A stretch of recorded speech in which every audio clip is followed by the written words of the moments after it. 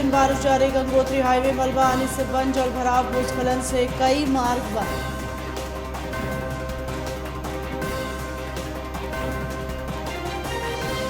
कोविड-19 की नियमों का पालन करते हुए मनाया गया धूमधाम से ईद का त्यौहार। जॉलीग्रांट एयरपोर्ट से जयपुर के लिए शुरू हुई हवाई सेवा। हवाई सेवा से जुड़ेंगे 5 बद्री पंच केदार।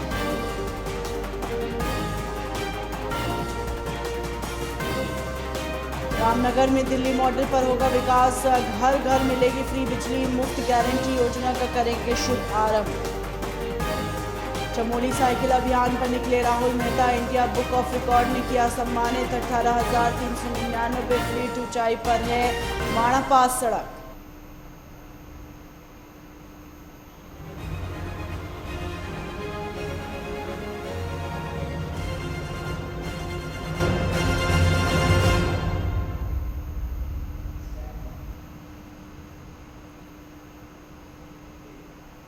नमस्कार, स्वागत है आपका। आप देख रहे हैं उत्तराखंड लाइव। मैं हूं आपके साथ है ना।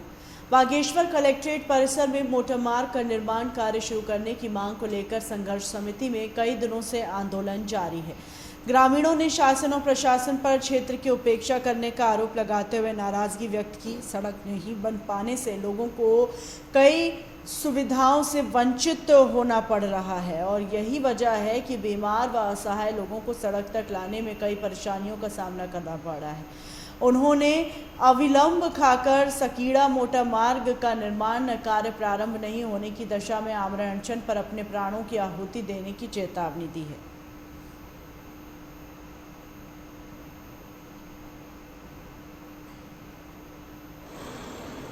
पूर्व हमने शासन प्रशासन को हर बार सचेत करने की कोशिश की कि हमारे यहाँ सड़क मार्ग से जोड़ा जाए करके। 2017-18 में हमारी रोड की सैद्धांतिक स्वीकृति हो रखी है। हम तब से लगातार प्रयासरत हैं कि हमारे यहाँ रोड निर्माण कार्य प्रारंभ किया जाए, लेकिन हमको हर बार निराशा हाथ लगी है। आज गांव के सभी लोग मजबूर होकर के इस जिला कार्यालय में धरना प्रदर्शन कर रहे हैं। यहाँ पर भी हमको कोई संतोषजनक हल अभी तक का नहीं मिल रहा है, जिस कारण हम लोग उदासीन हैं, शासन प्रशासन की उदासीनता के कारण। और आने वाले समय में हम इस सड़क मार्ग के लिए कुछ भी हमको करना पड़ेगा, चाहे आमरण अनशन हो, चाहे अन्य की जो कार्रवाई होगी, उसके लिए हम लड़ेंगे। और हमारा लक्ष्य रहेगा कि हम उस गाँव को भी सड़क और गाँव को सड़क से जोड़ना आवश्यक है। जब आज के समय में गांव बिना सड़क से जुड़े हुए किसी भी गांव का विकास नहीं हो सकता। प्राथमिक सुविधाओं में जब ये जुड़ा हुआ है तो हम भी ये चाहते हैं कि हमारी ग्राम सभा गांव जो है वो सड़क मार्ग से जुड़े, और उसके लिए हम संघर्ष करते रहेंगे। जब तक सफलता नहीं मिलेगी तब तक हम लगातार संघर्ष करेंगे, चाहे हमको आमरण अनशन करना पड़े, गाँव वाले कह रहे हैं, चाहे अपने प्राणों की आहुति भी देनी पड़ेगी, तो उसके लिए हम तैयार रहें। हमारे यहाँ को रोड नहीं जाएगी।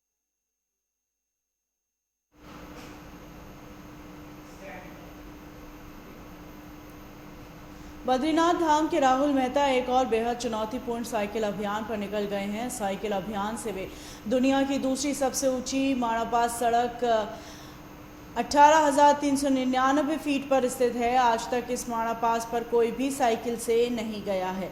उनके इस साइकिल अभियान से युवाओं को स्वास्थ्य के प्रति जागरूक करना और पर्यटन को बढ़ावा देना है। और इससे पहले राहुल मेहता को बेहद दुर्गम गुप्तखाल ट्रैक करते पर इंडिया बुक ऑफ रिकॉर्ड्स द्वारा सम्मानित किया गया था। हालांकि यह सड़क मार्ग साइकिल यात्रा बहुत कठिन है। बेहद खराब सड़क, खराब मौसम, बड़े बड़े हिमनद भी राह का रोड़ा है और इसके बावजूद राहुल मेहता ने इस चुनौती को स्वीकार किया। राहुल मेहता के जज्बे को सलाम है। बद्रीनाथ से माणा पास सड़क की दूरी 52 किलोमीटर है।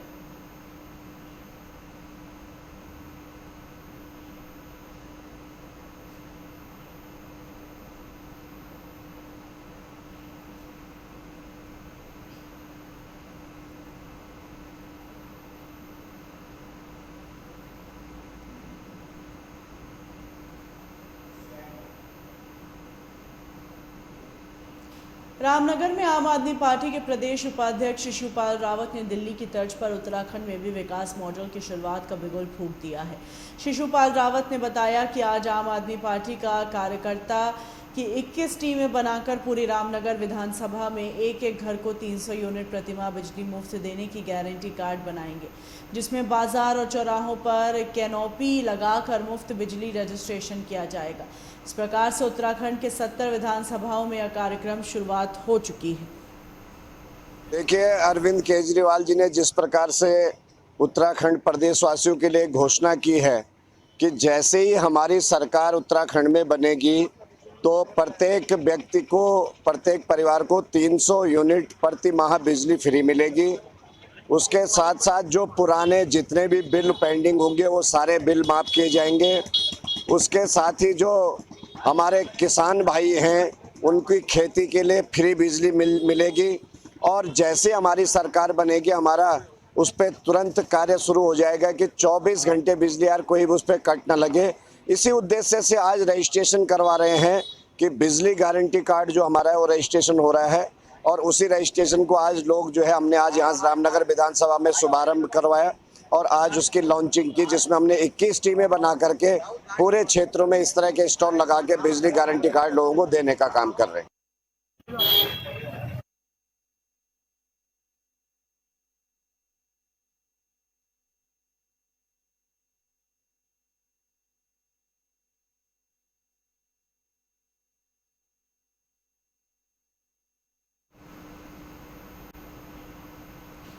उत्तराखंड सफाई कर्मचारी संघ के सफाई कर्मचारियों ने 11 सूत्रीय मांगों को लेकर अनिश्चितकालीन हड़ताल शुरू कर दी है।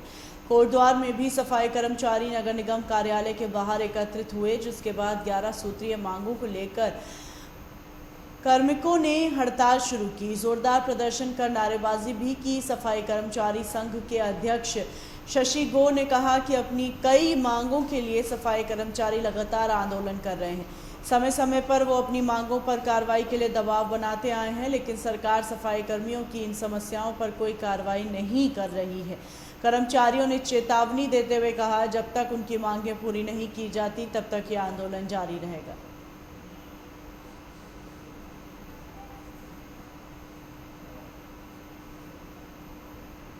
नहीं, हमारे नगर निगम पदाधिकारी कर्मचारी से कोई नहीं है। हमारे महासंघ जो है लड़ाई लड़ रहा है सरकार से। पूरे प्रदेश में हमारी हड़ताल चल रही है। 11 मांगों पे हमारी हड़ताल है। 11 मांगों में सबसे फर्स्ट मांग है हमारी ठेके पर भंग की जाए। जो आउटसोर्सिंग कर्मचारी लगे हैं उनको समिति में किया जाए। जो समिति में कार्य कर रहे हैं 15-20 साल से उनको नियमित किया जाए। और जो कर्मचारी हमारे परमानेंट कर्मचारी हैं, स्थायी कर्मचारी हैं, उनकी वरिष्ठता के आधार पर उनका पर्यवेक्षक के रूप परमानेंट हवलदार बनाया जाए, पदोन्नति की जाए। उसके बाद अगर उनको वरिष्ठता भी है तो उन लोगों को एसआई का दर्जा दिया जाए, मालिकाना हक दिया जाए। हमारे वाल्मीकि समाज को जाति प्रमाण पत्र दिए जाए। जो भूमिहीन है हमारे वाल्मीकि समाज के लोग, उनको भूमिहीन पट्टा दिया जाए, जाति प्रमाण पत्र दिए जाए, मूल निवास प्रमाण पत्र दिए जाए। और पर्यावरण मित्र पुरानी पेंशन बहाल की जाए। पर्यावरण मित्र का नाम बदल के इनको पर्यावरण सैनिक रखा जाए इनका नाम। ये हमारी 11 मांगे हैं और जब तक हमारी मांगे पूरी नहीं होती इस प्रशासन से, हम लोग अपने धरना प्रदर्शन पर करते ही रहेंगे। उनका जब टेस्ट होगा तो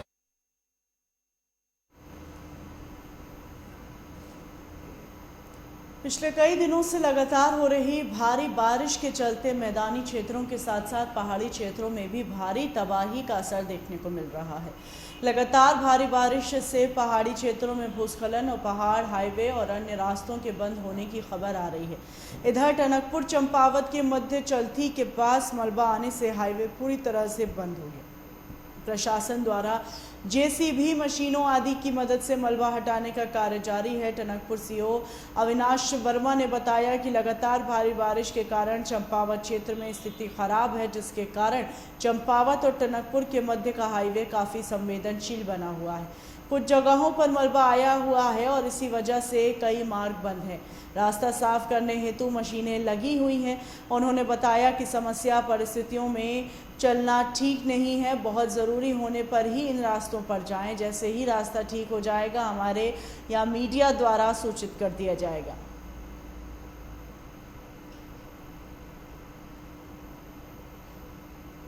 आपको पता है कि कल से लगातार बारिश हो रही है चंपावत क्षेत्र में और इसके कारण हमारा जो टनकपुर और चंपावत के बीच का हाईवे है ये सेंसिटिव बना हुआ है। क्योंकि लगातार बारिश हो रही है। तो इसमें अभी स्वाला पे, धौन पे और चरखी में कुछ एक जगह पर मलबा आया हुआ है और जिसकी वजह से मार्ग अवरुद्ध है। वहाँ पर रास्ता साफ करने के लिए मशीनें लगी हुई हैं और लोगों से अपील की गई है हमारे द्वारा और हमारे मीडिया सेल के द्वारा भी कि कोई आवश्यक कार्य होने पे ही इस रास्ते का उपयोग करें। सामान्य परिस्थितियों में इस पर चलना अवॉइड करें। और इसके अतिरिक्त आगे के पूर्वानुमान है जो मौसम के, उसमें भी ये बताया है कि आगे भी बारिश जारी रहेगी। तो हमारा सभी लोगों से अपील है कि अति आवश्यक कार्य होने पर ही इस मार्ग का उपयोग करें, अन्यथा अवॉइड करें। और दूसरा, जैसे ही मौसम खुल जाएगा, रास्ता क्लियर हो जाएगा तो हमारे द्वारा और मीडिया सेल के द्वारा सूचना दे दी जाएगी कि रास्ता चालू हो जाएगा।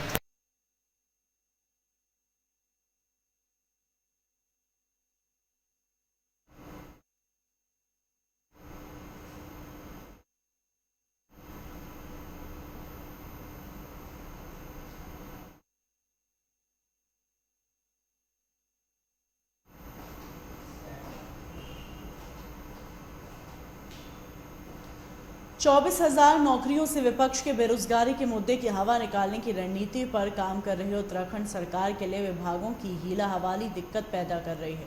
दरअसल खाली पदों को भरने की सरकार ने घोषणा तो कर दी, लेकिन उसका होमवर्क अब तक नहीं हो पा रहा। सरकार ने जल्द से जल्द खाली पड़े पदों को भरने के लिए विभागों से खाली पदों का ब्यौरा मांगा है, लेकिन कई विभागों ने अभी तक ब्यौरा नहीं दिया। शासन को सभी विभागों को तत्काल सूचना भेजने के निर्देश देने पड़े। मुख्यमंत्री पुष्कर सिंह धामी का फोकस सरकारी और स्वरोजगार के क्षेत्र में नई नौकरियां खोलने का है। ऐसा करके वह बेरोजगारी को चुनावी मुद्दा बनाने में जुटी कांग्रेस को बैकफुट पर लाना चाहते हैं। कांग्रेस और अन्य विरोधी दल बेरोजगारी के मुद्दे पर हमलावर हैं। मुख्यमंत्री ने कमान संभालते ही पहली ही कैबिनेट की बैठक में 22,000 पदों को भरने की घोषणा की। उन्होंने ऐलान किया कि पहले चरण में सरकार 13,000 पदों को तत्काल भरेगी और सूत्रों के मुताबिक घोषणा के बाद अब सरकार यह पता लगा रही है कि विभागों में सीधी भर्ती, पदोन्नति और बैकलॉग के कितने पद हैं। इनके बारे में सभी विभागों से ब्यौरा मांगा गया है।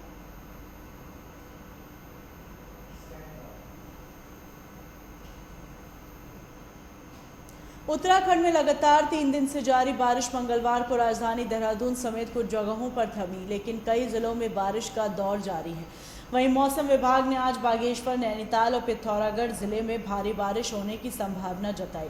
मौसम विभाग ने बारिश का ऑरेंज अलर्ट जारी किया। मौसम विज्ञान केंद्र देहरादून के निदेशक विक्रम सिंह ने बताया, 21 और 22 जुलाई को भी नैनीताल और पिथौरागढ़ जिले के लिए बारिश की चेतावनी देते हुए येलो अलर्ट जारी किया है। पिछले कुछ दिनों से प्रदेश में मूसलाधार बारिश के कारण मलबा आने से सड़कों के बंद होने का सिलसिला जारी है।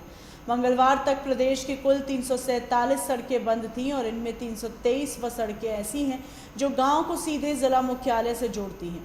ऐसे में इन गांवों में रह रहे लोगों को विभिन्न दुश्वारियों का सामना करना पड़ रहा है।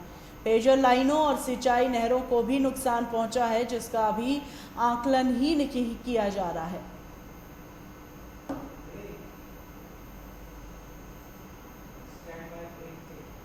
वक्त है ब्रेक का। ब्रेक के उस पार खबरों का सिलसिला जारी रहेगा।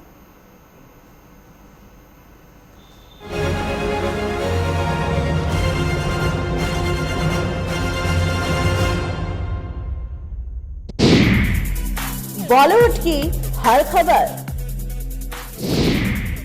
फिल्मी सितारों का सफर, कंट्रोवर्सी से लेकर गॉसिप तक, लिंकअप से लेकर ब्रेकअप तक, देखिए हर हलचल बॉली तड़का में हर रोज दोपहर 12:30 बजे सिर्फ लाइव टुडे पर।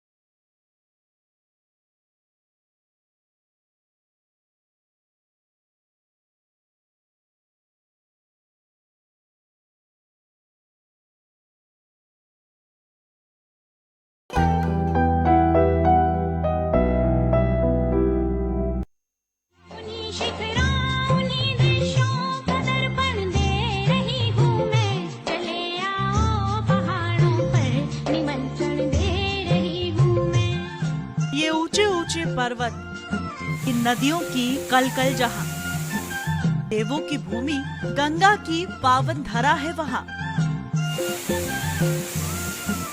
केदार में बसते शिव, बद्री में विष्णु का बसेरा। हेमकुंड साहिब की श्रद्धा भक्तों को खींच लाती है यहाँ।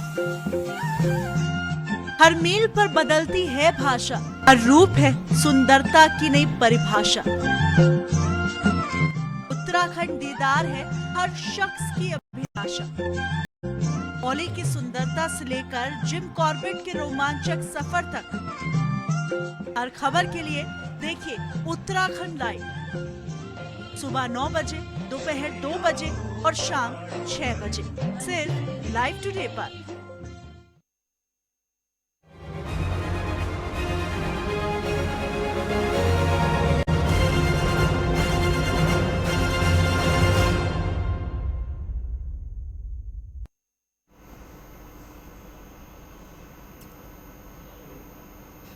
ब्रेक के बाद स्वागत है आपका।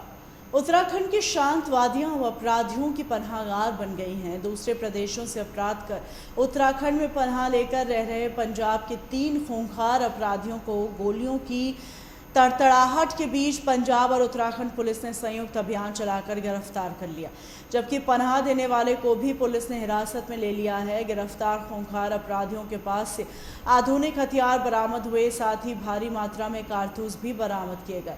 फिलहाल पंजाब पुलिस और उत्तराखंड पुलिस अन्य अभियुक्तों की सर्च में लगी है। बताया जा रहा है गिरफ्तार तीनों अपराधियों पर कई मुकदमे दर्ज हैं पंजाब में और सर्च ऑपरेशन अभी जारी है।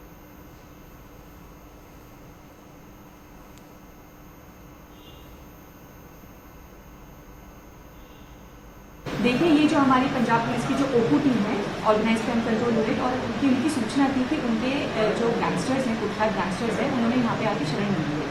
तो इसमें एसटीएफ उत्तराखंड के जो तमाम यूनिट है उसने और ओपू ने मिलकर एक जॉइंट ऑपरेशन किया जिसमें सफलता मिली है।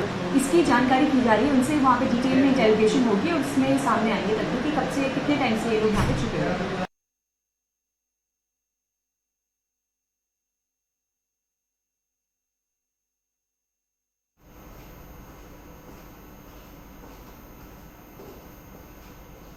उत्तराखंड के जिला अस्पताल उत्तरकाशी में तैनात एमबीबीएस डॉक्टर सुबेग सिंह को परियोजना निदेशक संजय कुमार ने जान से मारने की धमकी दी, जिसके चलते डॉक्टर ने अपने पद से त्यागपत्र दे दिया। दरअसल डॉक्टर का कहना है 15 जुलाई को संजय कुमार परियोजना अधिकारी उसके पास अपने स्वास्थ्य परीक्षण के लिए अस्पताल में आए थे। मरीजों की संख्या काफ़ी ज़्यादा होने पर और एक इमरजेंसी केस आने पर मैंने परियोजना निदेशक को 10 से 15 मिनट रुकने को कहा। इससे उन्हें गुस्सा आया और मेरे साथ अभद्र भाषा का प्रयोग करने लगे और जान से मारने की धमकी भी दे डाली।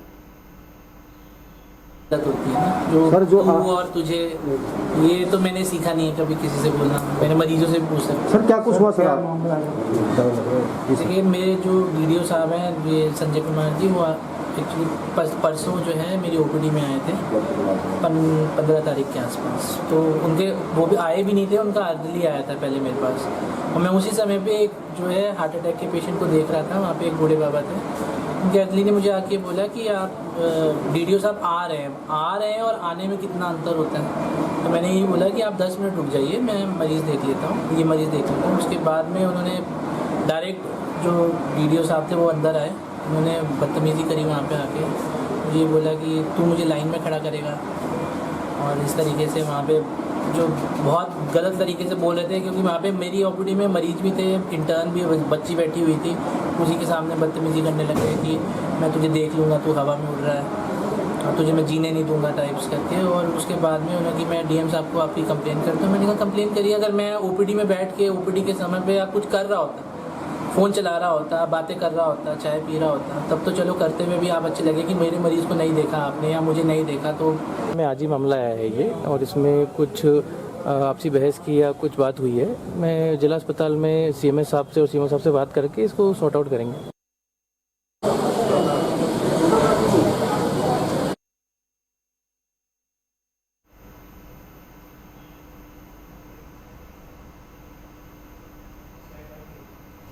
घड़ियाल टांडा स्थित भगवान घंटाकर्ण धाम में 3 दिनों तक रुद्राभिषेक यज्ञ का आयोजन किया गया।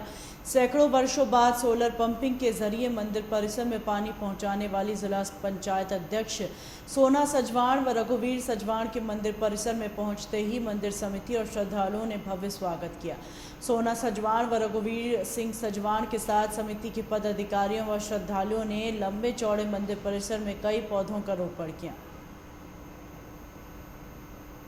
वर्ष अब ये रुद्राभिषेक यज्ञ आज से हमने मंदिर समिति जो घंटाकर्ण धाम ट्रस्ट है उसने और यहाँ के भक्तजनों ने, क्षेत्रवासियों ने और पशुओं के देवताओं के दिशा निर्देश अनुसार अब हम हर साल इसी दिन को सावन संक्रांति को यहाँ पर इस यज्ञ को शुरुआत करेंगे और देवता का स्नान करवाएंगे और इसी भांति ये निरंतर चलता रहेगा। पानी पहुँचा है यहाँ पे मंदिर के लिए, ये बहुत सुंदर सुहाना मौका है। यहाँ पर खच्चरों के द्वारा पानी ढुलाया जाता था और इसमें सोलर पंपिंग के माध्यम से मैं सभी श्रद्धालु गणों से ये कहना चाहती हूँ कि भगवान घंटाकर्ण मंदिर यहाँ पर आकर सबकी मनोकामना पूर्ण करते हैं। पवित्र इस घंटाकर्ण धाम में आज सावन संक्रांति के शुभ अवसर पर त्रिदिवसीय रुद्राभिषेक का कार्यक्रम शुरू हुआ जो 18 तारीख तक चलेगा। इसी क्रम में आज टिहरी जिले की जिला पंचायत अध्यक्ष श्रीमती सोना सजवान के द्वारा और ट्रस्ट के द्वारा वृक्षारोपण का कार्यक्रम भी किया गया।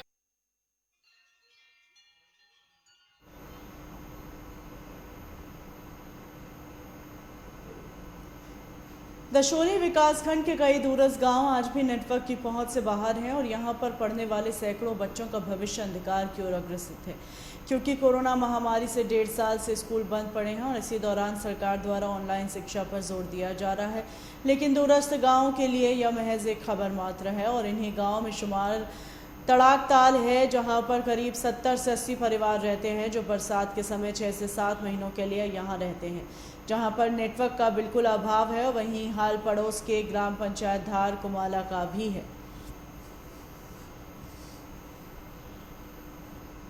कोरोना काल 1.5 साल से ऊपर हो चुका है। हमारे यहाँ दूरस्थ क्षेत्र होने के कारण हम यहाँ नेटवर्क नहीं रहता है, हम यहाँ अपनी पढ़ाई या सुविधा नहीं कर पाते हैं। सरकार तो दावे तो बहुत करती है लेकिन उसकी सुविधा कभी नहीं करती। जैसे कि हमारे यहाँ 60-70 परिवार रहते हैं लेकिन यहाँ कोई सुविधा नहीं है। सर तो यहाँ पे कुछ भी नहीं है भाई जी, मतलब जो सरकार के द्वारा जो दावा किया जा रहा है, हमारे बच्चे मतलब जब घास या लकड़ी को जाते हैं तो वहीं मतलब 2-3 किलोमीटर दूर जाके वहीं पे थोड़ा सा कहीं धार में जो नेटवर्क है वो भी ढंग से नहीं चल पाता है और यहाँ पे ये नेटवर्किंग की बहुत बड़ी समस्या है।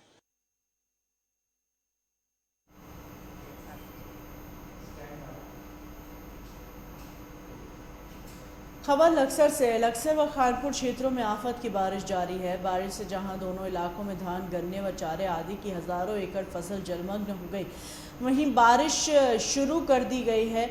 बारिश के पानी ने रास्तों पर अटैक शुरू किया। क्षेत्र के कई संपर्क मार्ग बारिश के पानी से लबालब हो गए। लगातार हो रही बारिश से गंगा व सुलानी नदियों का जल स्तर भी बढ़ना शुरू हो गया। इससे क्षेत्र एक बार फिर बाढ़ का खतरा मंडराने लगा। वहीं एसडीएम शैलेंद्र नेगी ने प्रशासनिक अधिकारियों व कर्मचारियों को अलर्ट कर दिया। बाढ़ चौकियों पर 24 घंटे कर्मचारियों की तैनाती कर दी गई।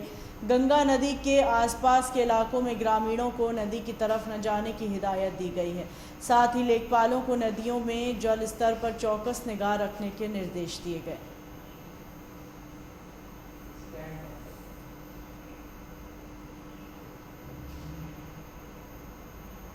वहीं लगातार हो रही बारिश ने नदियां उफान पर हैं और नदियों के किनारे टूट गए हैं। बारिश का कहर बाढ़ बनकर बह रहा है और इस आपदा के कारण अब तक सैकड़ों लोगों के घर जलमग्न हो गए हैं। देर रात से हो रही बारिश से काशीपुर की ढेला नदी का जल स्तर बढ़ गया, जिससे नदियों के किनारे बसे सैकड़ों लोग अपनी जान बचाने की जद्दोजहद में लगे हैं। ढेला नदी का जल स्तर बढ़ने से लोगों के घरों में पानी भर गया, जिससे वहां रहने वाले लोग दूसरी जगहों पर आसरा लेकर किसी तरह से अपनी जान बचा रहे हैं। वहीं स्थानीय लोग लगातार ही प्रशासन से मदद की गुहार लगा रहे हैं, लेकिन प्रशासन द्वारा कोई भी ठोस कदम अभी तक नहीं उठाए गए हैं।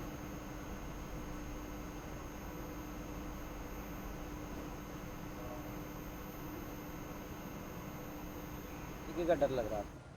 ये गड्ढों में भी पानी भरा हुआ है, उससे बच्चों को भी डर है, सभी को डर है। यहाँ कोई अधिकारी, कोई जिम्मेदार अधिकारी अभी कोई नहीं आया था। कॉलोनी की ये स्थिति है, ये देखिए आप, यहाँ पर 4-5 फीट पानी आया हुआ है। इससे बच्चों की जो है जान का खतरा बढ़ा हुआ है, और ना ही यहाँ पर कोई अधिकारी आया जल निगम से या कहीं से भी। सिर्फ यहाँ पर जो है हमने अब्दुल कादिर पार्षद जो हैं उन्हें बुलाया है, तो वो बेचारे मौका पर आए हैं और उन्होंने ही यहाँ के हालात का जायजा लिया है। लगातार सुबह से बारिश हो रही है और क्षेत्रीय लोगों का मेरे पास फ़ोन आया कि ढेला नदी में बाढ़ आ गई है, जिस कारण बहुत ज़्यादा पानी जो है ढेला नदी के अंदर आ चुका है। तो मैंने मौके पर आकर देखा कि पानी वास्तव में इतना था कि कॉलोनी के अंदर घुस चुका था बांध तोड़ करके। और यहाँ से मैंने जो है बाढ़ चौकी पर संपर्क किया, तो बाढ़ चौकी का फ़ोन नंबर बंद था। मैंने तहसील के पटवारी से, क्षेत्रीय पटवारी से संपर्क करने की कोशिश की, तो उनका नंबर भी नहीं लगा। उसके बाद फिर मैं बाढ़ चौकी पर मौके पर गया, वहाँ पर भी मुझे कोई नहीं दिखाई दिया। तब जो है हार थक के मैंने फेसबुक पर जब पोस्ट किया, तब मेरे पे तहसील से फ़ोन आने शुरू हुए।